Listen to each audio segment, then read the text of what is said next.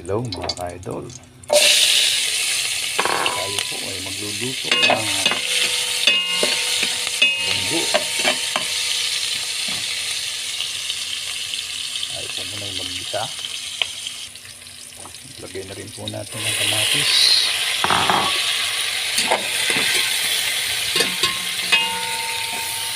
Ayan mga ka-idol.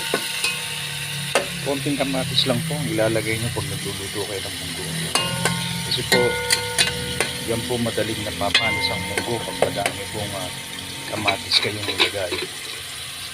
Yan po, lagyan na rin po natin ang bagong. Yan po ang ating panggigisa, ang bagong. Mas masarap po sa munggo ang bagong pag yun po ang panggisa. Yan po, luto na po yung bagong. Lagay naman na po natin yung ating pong nilagang yung pinakuluan na po natin na munggo.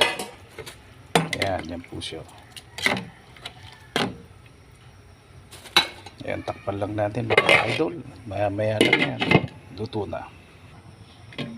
Ayan po, kumukulo na.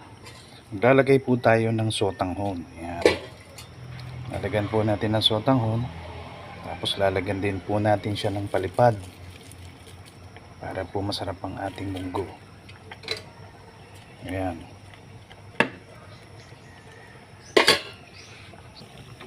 Yun po, yun sa ating pong sotanghon ay luto na din. Ilalagay na po natin ang dahon ng ampalaya. Ayan. Mga ka-idol. Ayan.